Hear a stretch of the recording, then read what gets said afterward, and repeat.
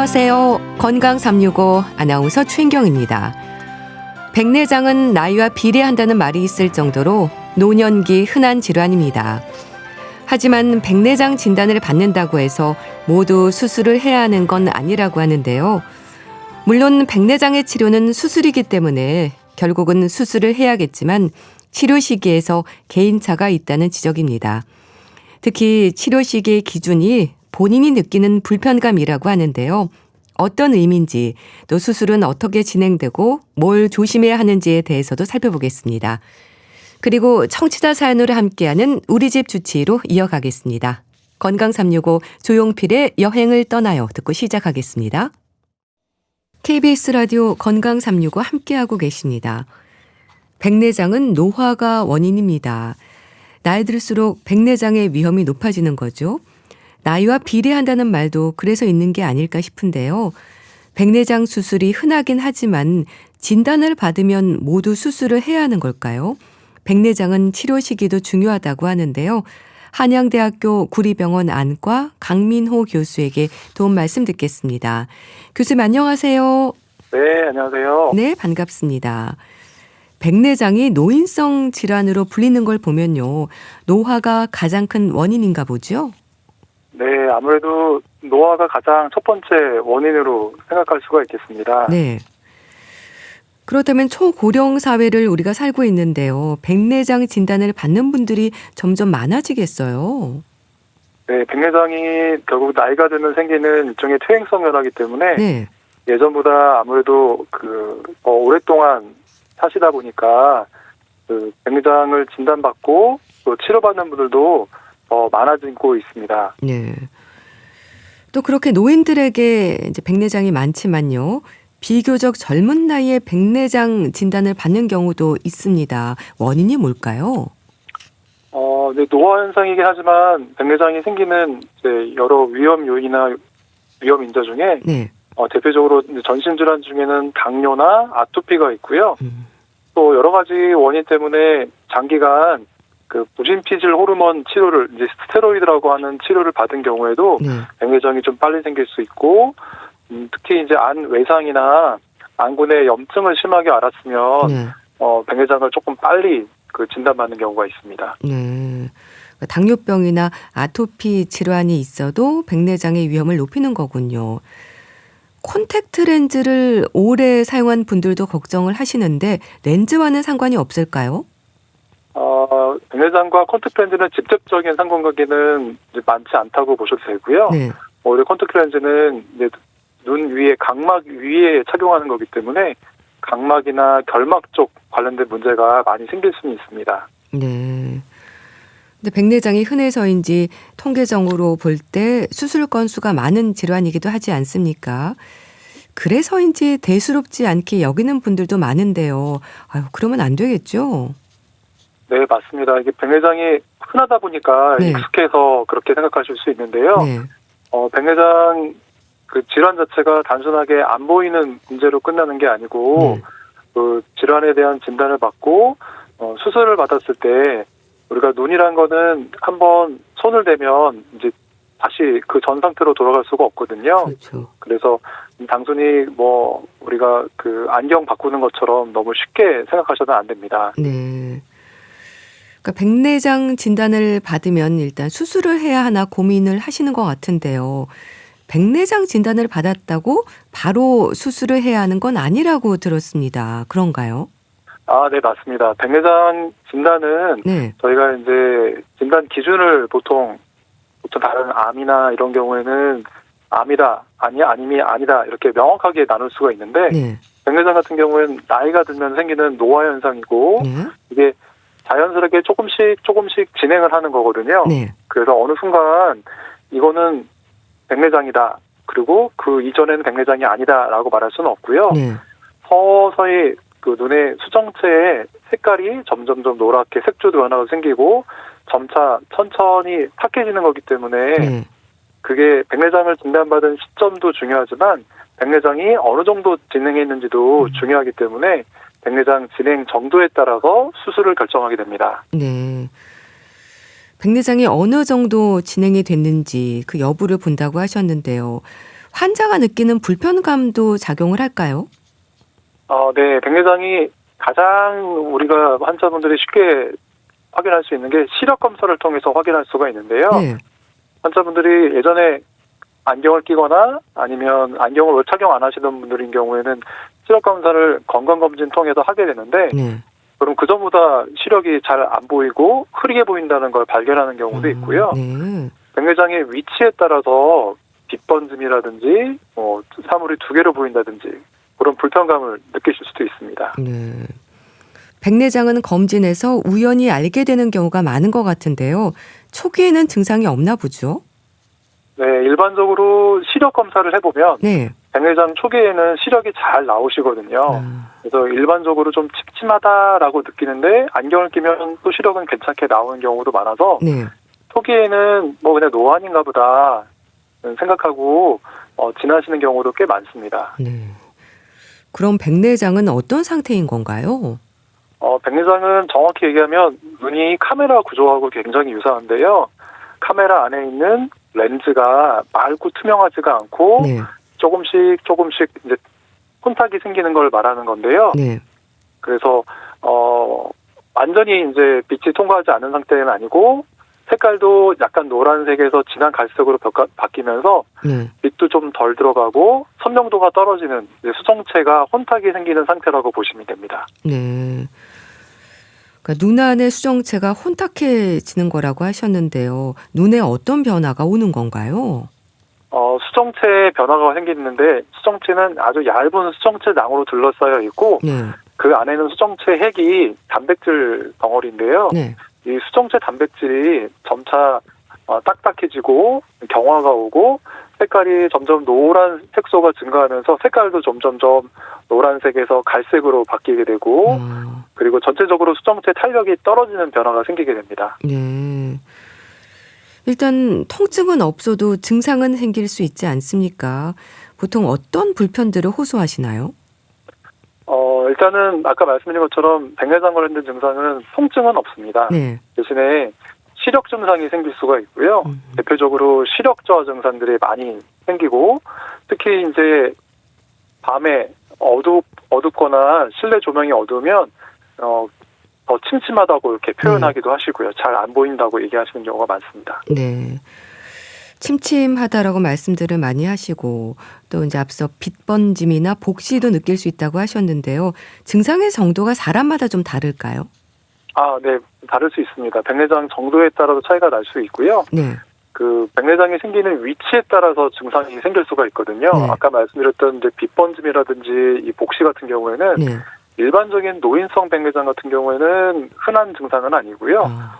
백내장이 생겼는데 위치가 우리가 빛이 통과하는 C축에 생겼을 경우에 특히 잘 생기게 됩니다. 네. 그래서 젊은 나이인데 만약에 C축에 백내장이 가운데 생겨 있으면 그때 특히 밝은 데 밖에 나갔을 때 우리가 밝은 데 가면 동공이 작아지거든요. 네. 그때 그 백내장이 있는 가운데 부분으로 동공이 작아지면 잘 안 보이게 되니까 보통은 아까 말씀드렸을 때 노인성 백내장은 어두울 때 눈이 침침해지고 안 보인다고 그러는데 네. 그런 경우에는 오히려 밝은 데 가면 안 보이는 주맹 현상이 생길 수가 있습니다. 네. 백내장이 양쪽 눈이 동시에 진행이 되나요? 한쪽 눈만 오기도 하나요? 양쪽에 다 진행이 되는데 네. 노화 현상이기 때문에 진행 정도는 약간 차이가 있을 수 있습니다. 그러니까 진행 정도가 양쪽이 다를 수 있다는 거네요. 네, 그렇습니다. 백내장의 치료 기준도 궁금합니다. 수술은 상황에 따라서 또 결정이 된다고 하셨는데요. 백내장 치료 기준은 예전보다는 굉장히 많이 어떻게 보면은 환자분들이 가장 중요한 거는 백내장이 생기고 환자분이 얼마나 일상생활하는지 불편함을 느끼는지에 가장 그 기준을 둬야 되는데요. 네. 예전보다 백내장 수술 결과가 많이 좋아지기도 했고 네.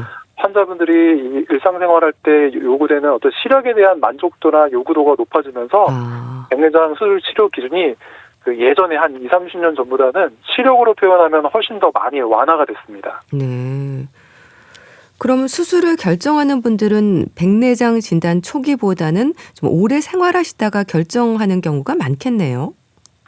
네, 맞습니다. 그래서 보통 건강검진 통해서 저희가 간단한 시력 검사를 하는데요. 네.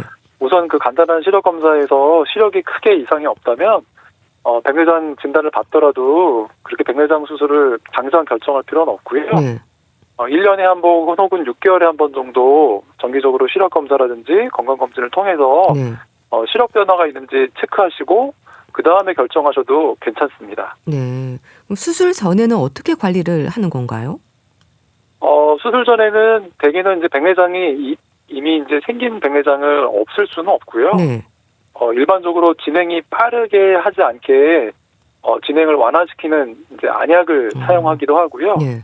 백내장을 빠르게 생기게 하는 악화 요인 중에 자외선이 대표적으로 있고, 네. 그다음에 이제 흡연도 영향을 줄 수가 있습니다. 그래서 보통은 야외 활동할 때 자외선 차단을 위해서 선글라스 착용을 권해드리고요. 네. 또 흡연을 하고 계신다면 금연을 하시는 게 좋습니다. 네. 자, 수술은 뭐 인공수정체로 바꿔주는 거죠? 네, 맞습니다. 혼탁된 수정체 핵을 백내장 수술은 제거를 하고요. 네.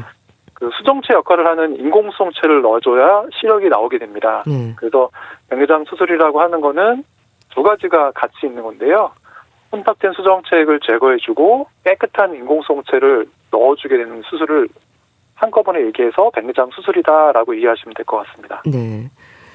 그런데요, 백내장은 수술이 간단하고 금방 끝난다는 생각을 하거든요. 하지만 모든 수술이 간단하고 쉽진 않을 것 같은데 어떨까요? 간단한 것과 안전한 건 다르잖아요. 네, 맞습니다. 이게 백내장 수술 자체가 많이 발달을 했기 때문에 예전보다 결과도 되게 좋고, 네. 그다음에 수술 성공률도 굉장히 높은 건 맞는데요. 네. 눈 같은 경우에는 이제 다른 우리 장기나 그런 부분과 다르게 문제가 생기면 바로 이제 기능적인 부분, 시력에 치명적인 영향을 주기 때문에 그렇죠. 눈 안을 수술하는 백내장 수술은 네. 안전한 부분을 특별히 유념해야 됩니다. 네. 그래도 백내장 수술은 합병증 발생 위험도 아주 적다면서요? 네, 아까 말씀드린 것처럼 술기가 많이 발달해서요. 장기도 네. 좋아져서 중요한 아주 심각한 실명과 같은 합병증 발생 위험은 굉장히 적어졌습니다. 네. 하지만 그런 심각한 합병증은 상대적으로 많이 줄었지만 아무래도 백내장 수술 수술이기 때문에 수술 후에 생길 수 있는 여러 가지 합병증을 꼭 염두에 두셔야 됩니다. 네. 수술 후에 조심해야 하는 부분도 있죠. 앞서 자외선, 흡연 지적을 하셨는데 햇빛을 봐도 되는지, 세수해도 되는지 질문도 많이 받으실 것 같은데요. 네, 저희가 수술 후에 가장 위험한 게 수술 후에 감염이 생기는 거거든요. 네. 백내장 수술 후에 감염이 생기면 저희가 안내염이라고 부르는데 네. 안내염인 경우에는 실명의 위험이 매우 높아서 특히 조심해야 됩니다. 그래서 수술하고 그 수술해주신 그 안과 선생님의 지시에 따라야 되는데 네. 통상적으로 1주에서 2주 정도는 세수를 안 하시는 거를 설명을 드리고요. 그게 결국에는 눈의 감염 위험도를 낮추기 위해서 네. 그 백내장 수술할 때 생긴 각막 절개창이 아물 때까지 좀 시간을 두는 거거든요. 네. 그리고 아까 이제 햇빛 말씀을 하셨는데 네. 직접 햇빛을 보는 거는 백내장 수술 하지 않아도 그 눈에 좋지는 않습니다. 하지만 백내장 수술 했다고 해서 특별히 더 위험하다고 볼 수는 없는데 네. 아무래도 백내장 수술 전에는 이제 혼탁된 수정체에게 어느 정도 빛을 걸러주는데 네. 백내장 수술하게 되면 그 빛의 양이 많으니까 좀 더 눈부심을 많이 느낄 수는 있고요. 그리고 자외선 관련돼서는 요즘 나오는 인공수정체는 대부분 자외선 차단을 해주기 때문에 네.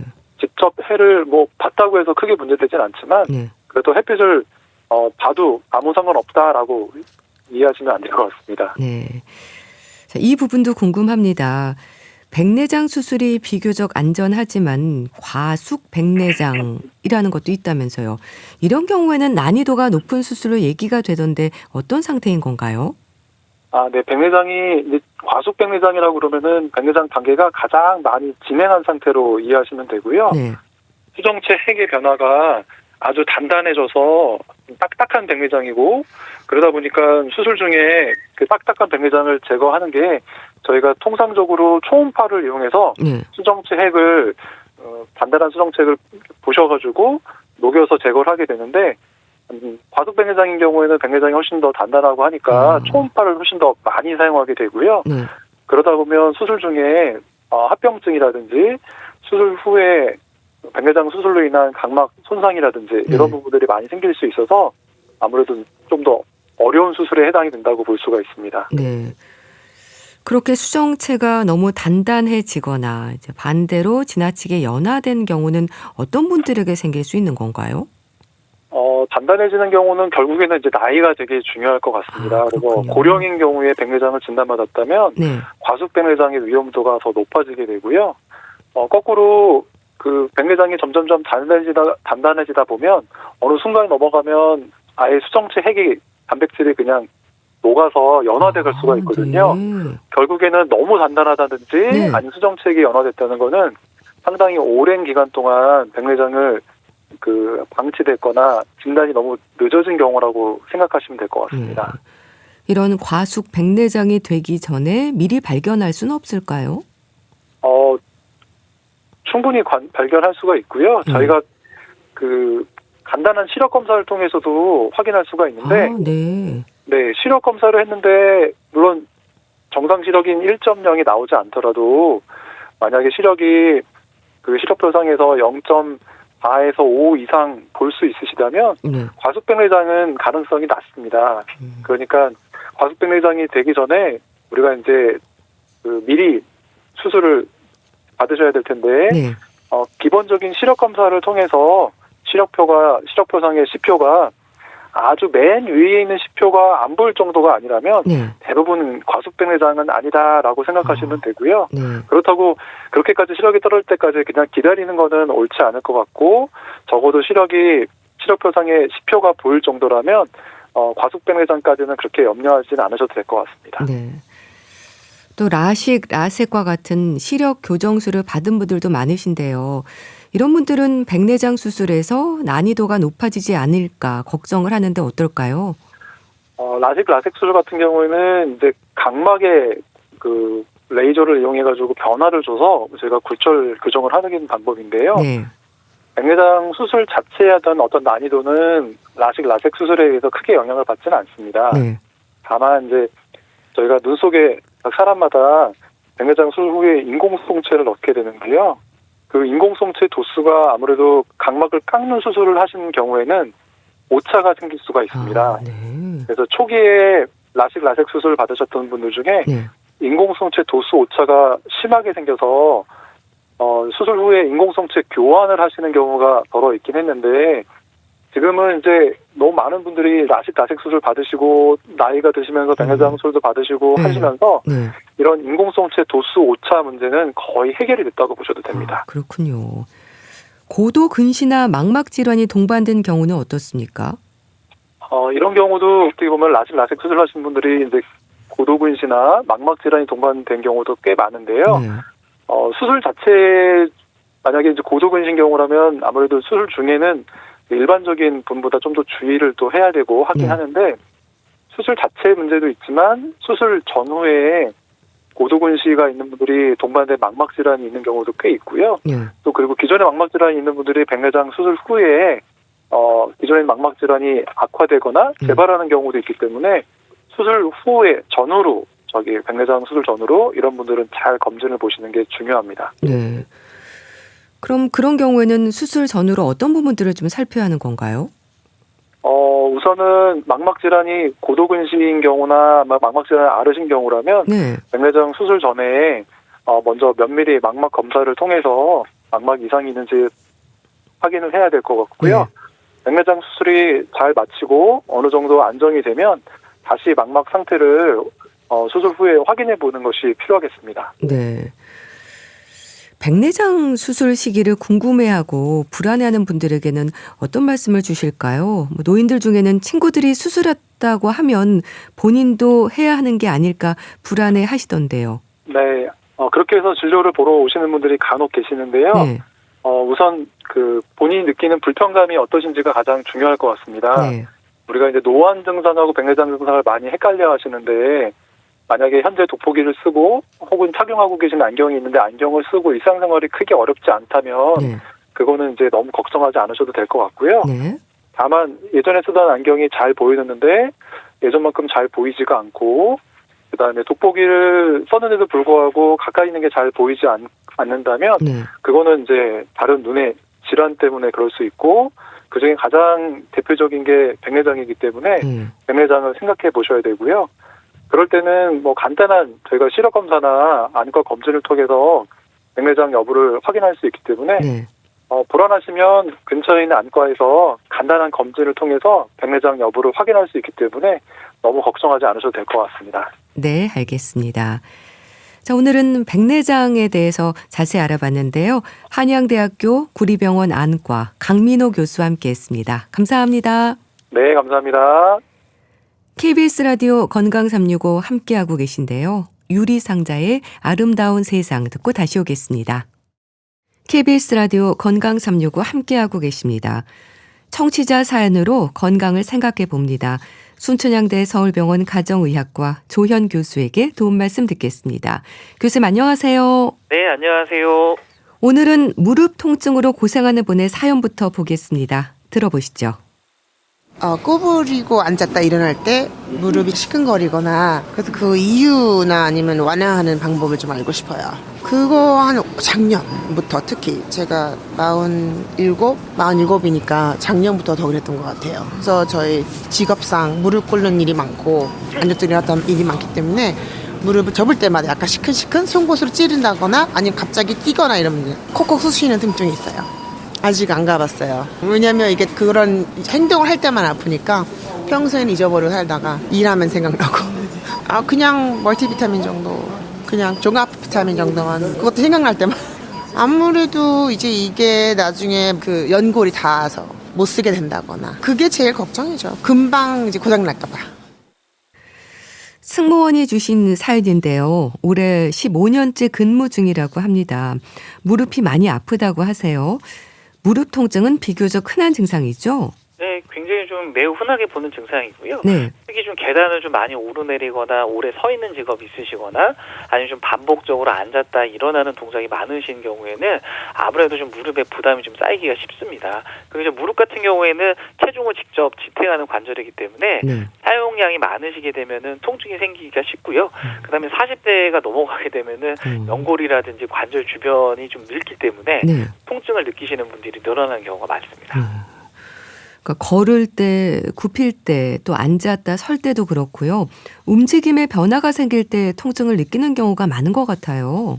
네, 맞습니다. 실제로 무릎이 아픈 경우는 그러니까 움직임이 바뀌는 순간에 나타나는 경우가 많거든요. 네. 특히나 좀 무릎을 좀 깊이 좀 굽히거나 그러니까 쪼그려 앉았다 일어날 때 계단을 좀 오르내릴 때처럼 그러니까 무릎 관절에 체중이 좀 실리는 동작에서 통증이 좀 더 잘 나타나게 되고요. 네. 그러니까 이런 경우는 이제 무릎 관절 연골이라든지 그런 무릎뼈 주변 구조에 부담이 가기 때문에 통증이 생기는 경우가 많습니다. 그래서 평소에는 괜찮은데 특정 동작을 할 때만 시큰거리거나 좀 쑤시는 통증을 느끼시는 경우에는 네. 관절에 조금 문제가 있구나라고 생각을 하시면 됩니다. 네. 그러니까 말씀하신 부분들이 흔히 말하는 뭐 퇴행성 관절염, 골관절염의 위험인 거죠? 이제 가능성 중 하나로 생각을 해볼 수가 있습니다. 왜냐하면 퇴행성 관절염이라는 거는 관절 연골이 이제 점차 다르면서 통증이 생기는 질환인데 초기에는 좀 무릎을 많이 쓰고 나면은 시큰거리거나 특정 동작에서만 통증이 나타나는 경우가 많고요. 특히 언제 이런 걸 많이 겪으시냐면 계단 오르내리거나 쪼그려 앉았다 일어날 때 이런 짜릿한 통증이 생기는 경우가 많습니다. 그래서 보통 근데 이제 무릎 통증이 다 이제 퇴행성 관절염을 의미하는 건 아니고요. 뭐 근육이나 인대 문제 이런 것들이 있을 수가 있지만 가장 흔한 거는 퇴행성 관절염입니다. 네. 그러니까 퇴행성 관절염이라고 하셨는데 원인은 그러니까 아무래도 많이 써서 그런 거겠죠? 연골이 닳는다고 하잖아요. 네, 맞습니다. 이제 무릎 관절은 우리 체중을 직접적으로 이제 지탱해주는 관절이기 때문에 오랫동안 반복적으로 사용할수록 부담이 점점 쌓이게 되거든요. 그리고 이제 계단을 너무 자주 타신다거나 쪼그려 앉아 계신다거나 무릎을 꿇는 자세가 많으신 분들은 아무래도 이제 무릎 관절하고 연골에 좀 영향을 좀 받으실 수가 있고요. 그래서 우리가 흔하게 연골이 닳는다는 표현을 쓰게 됩니다. 그래서 정확히 말씀을 드리면 관절 연골이 점점 약해지거나 마모가 되면서 관절을 움직일 때 통증이 생기는 거라라고 보시면 됩니다. 연골이 닳는다. 그러니까 마모되는 정도가 아주 조금씩 진행이 되는 건가요? 그렇죠. 이제 대부분의 경우는 오랜 시간에 걸쳐서 서서히 진행되는 경우가 많습니다. 왜냐하면 연골이 이제 한 번에 갑자기 닳는 경우는 흔하지가 않고요. 수년 동안 조금씩 이제 변화가 생기면서 그 연골의 두께가 얇아지고 탄력이 좀 떨어질 수가 있습니다. 그래서 초기에는 특별한 증상이 없는 경우가 많고요. 무릎을 많이 사용한 뒤에 좀 시큰거린다든지 계단을 오르내릴 때 통증이 나타나는 정도로 시작하는 경우가 많습니다. 그래서 관절 연골의 변화는 대부분 좀 천천히 진행되는 경우가 많기 때문에 그래서 초기 관리가 굉장히 좀 중요합니다. 그럼 나이가 일단 문제가 될 것 같고요. 또 무릎을 많이 쓰는 직업과 같은 여러 가지 요인도 원인이 되겠네요. 그렇죠. 이제 나이가 들수록 우리 관절 연골의 탄력이 좀 떨어질 수가 있고, 그다음에 체중이 증가하게 되면은 그만큼 무릎에 가해지는 하중도 좀 커지게 되고요. 그다음에 또 사연처럼 무릎을 좀 자주 굽히거나 꿇는 동작이 좀 많은 직업이라고 하시면 관절에 이제 반복적인 부담이 가해질 수밖에 없습니다. 그래서 무릎 통증이라는 거는 나이가 가장 큰 원인이긴 하지만 이 관절에 좀 가해지는 누적된 부담이라든지 여러 이제 생활 요인이 함께 작용해서 나타나는 경우가 많습니다. 네. 진단은 어떤 검사로 하게 되나요? 환자들이 표현하는 증상도 중요할 것 같은데요. 우선 진단에서는 환자가 느끼는 증상하고 진찰이 굉장히 좀 중요한 단서가 되고요. 예를 들어서 그 계단 오를 때 아프신지, 그다음에 무릎을 굽혔다 펼 때 소리가 나거나 아니면 이제 특정 동작에서 통증이 심해지는지 이런 것들을 저희가 여쭤보게 되고요. 여기에다가 무릎 엑스레이 검사를 통해 가지고 실제적으로 관절 간격이 좁아졌는지, 그다음에 뼈에 어떤 변화가 있는지를 확인하게 되거든요. 그리고 이제 필요한 경우 연골이라든지 인대, 그다음에 이제 반원상 연골 같은 구조를 조금 자세히 봐야 된다. 그런 경우에는 이제 MRI 같은 검사를 시행하게 됩니다. 뭐 진행 정도에 따라서 초기부터 말기까지 구분이 되나요? 네, 보통 관절염은 이제 진행 정도에 따라서 초, 중, 말기로 이렇게 단계적으로 구분해서 설명을 하게 되거든요. 그러니까 초기에는 그 연골 변화가 크지 않기 때문에 엑스레이를 찍으셔도 뭐 크게 이상이 보이지는 않지만 환자분들은 이제 시큰거리거나 통증이 좀 나타나는 경우들이 좀 많으시고요.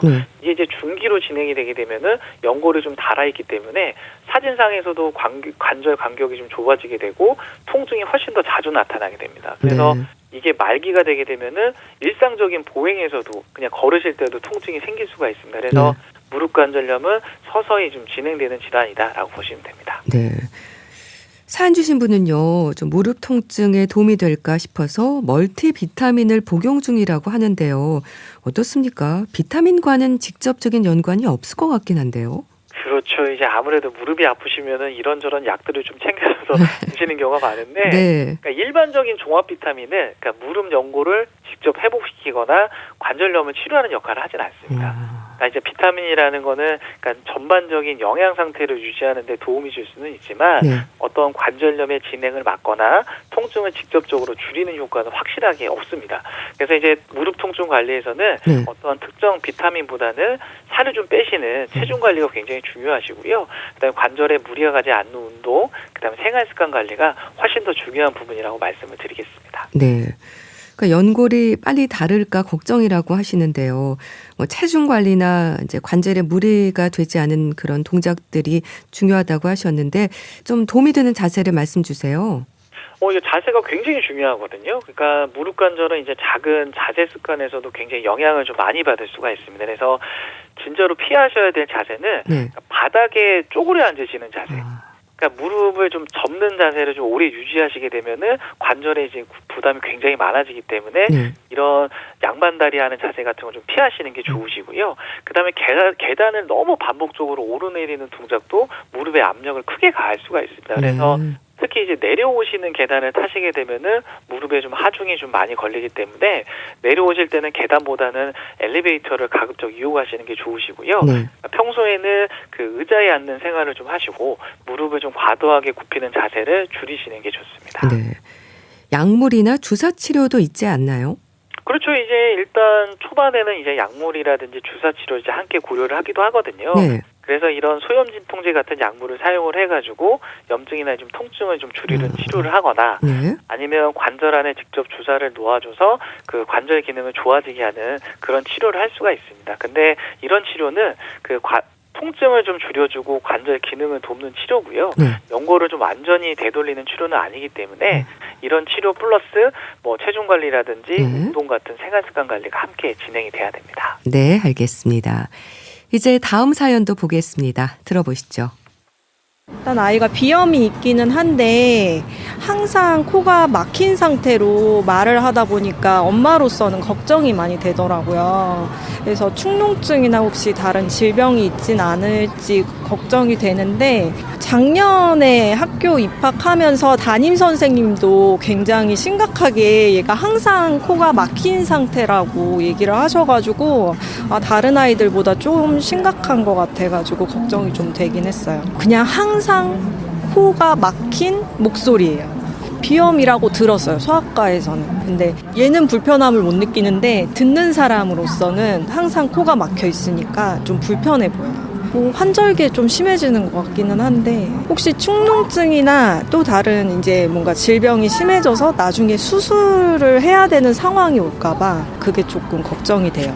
일단 알러지 먼지 없는 이불을 사용은 하고 그리고 이제 병원에 가면 소아과에서 약을 지어주시긴 하거든요. 그럼 조금 괜찮아지는 것 같기는 해요. 네. 아이가 초등학교 3학년이라고 하는데요. 코막힘이 심한 비염 증상이 있다고 합니다. 소아 알레르기 비염도 흔하죠. 네, 특히 이제 초등학생 연령에서는 상당히 좀 많은 아이들이 이제 비염 증상을 경험하는 것으로 알려져 있습니다. 그래서 요즘에는 아무래도 실내 생활이 많고 알레르기 질환 자체가 좀 증가하는 추세이기 때문에 그러니까 소아 알레르기 비염이 굉장히 좀 흔해졌고요. 그래서 아이가 코막힘이라든지 콧물 증상을 반복적으로 보인다라고 하면은 알레르기 비염 가능성을 좀 생각해 보는 경우가 많습니다. 네. 근데 알레르기 비염은요, 처음에는 감기와 분별하기가 쉽지 않을 것 같아요. 네, 맞습니다. 초기에는 감기하고 증상이 거의 비슷하기 때문에 구별이 좀 쉽지 않은 경우가 많습니다. 이제 감기도 보시면 콧물이나 코막힘이 나타나기 때문에 처음에는 그냥 단순하게 감기로 생각하는 넘어가는 경우가 많거든요. 근데 이제 감기는 보통 일주일 정도 지나면 증상이 호전되는 경우가 많습니다. 근데 이제 알레르기 비염은 어떤 특정한 계절이나 환경에서 좀 증상이 반복되고 오래 지속되는 특징이 있거든요. 그래서 이제 콧물이나 코막힘이 몇 주 이상 계속되거나 환절기마다 반복되는 경우라고 하면은 비염을 의심해 볼 수가 있습니다. 네. 그래서 이제 진단이 늦어질 수도 있지 않을까 싶은데요. 일단 소아 알레르기 비염의 경우에는 뭐 증상이 좀 오래 지속이 된다는 그런 특징이 있다고 하셨는데 이런 증상으로 인한 불편이 크겠네요. 네, 일단 생각보다 아이들이 겪는 불편이 굉장히 큽니다. 그러니까 코가 항상 막혀 있기 때문에 이 코로 숨쉬기가 어려워서 입으로 숨을 쉬는 습관이 생기기도 하고요. 그래서 이제 밤에 잘 때 코막힘 때문에 숙면을 못하는 경우도 있습니다. 그래서 낮 동안에도 코가 막히고 콧물이 계속 나오다 보니까 집중력이 떨어지고 그다음에 수업에 방해가 되는 경우도 있고요. 그 말씀하신 것처럼 뭐 코맹맹이 소리로 말을 한다든지 뭐 친구들이나 선생님 듣기에도 좀 불편하게 느껴지는 경우가 많습니다. 그래서 아이가 크게 아프다고 표현하지는 않지만 생활 속에서 불편이 좀 반복될 수 있는 질환이라고 보시면 됩니다. 또 사연 주신 분은요, 이제 좀 심하니까 아이가 축농증을 비롯해서 다른 질환으로 이어지는 건 아닌지 걱정이라고 하세요. 이런 경우도 있을까요? 네, 있죠. 그래서 알레르기 비염이 오래 지속이 되게 되면은 코 안 점막이 이제 계속 부어 있는 상태가 되고 그러면 이제 코 안의 공기 통로가 좁아지게 되거든요. 그러면 이제 코 안에 분비물이 잘 배출이 되지 않기 때문에 부비동염, 흔히 말하는 이제 축농증으로 이어질 수가 있습니다. 그리고 코가 막혀 있기 때문에 입으로 숨을 쉬는 습관이 지속이 되면서 코골이라든지 이제 수면의 질이 떨어지는 문제가 이어질 수가 있습니다. 그래서 알레르기 비염 자체가 위험한 질환은 아닌데 증상이 오래 지속이 되면은 다음 문제로 이어질 수가 있거든요. 그래서 이제 관리가 중요한 질환이다라고 보시면 됩니다. 네. 소아 알레르기 비염의 진단은 어떤 검사로 알게 되나요? 일단 증상하고 이제 진찰 소견이 가장 중요하게 되고요. 예를 들어서 코막힘, 콧물, 재채기가 반복이 되는 경우, 그다음에 특정한 계절이나 환경에서 심해지는지를 우리가 확인을 하게 되고요. 그다음에 이제 알레르기 검사를 통해서 어떤 거에 알레르기가 있는지 확인을 하게 됩니다. 그래서 뭐 피부 반응 검사라든지 혈액 검사를 통해 가지고 우리가 이제 알레르기 원인을 확인을 하게 되고요.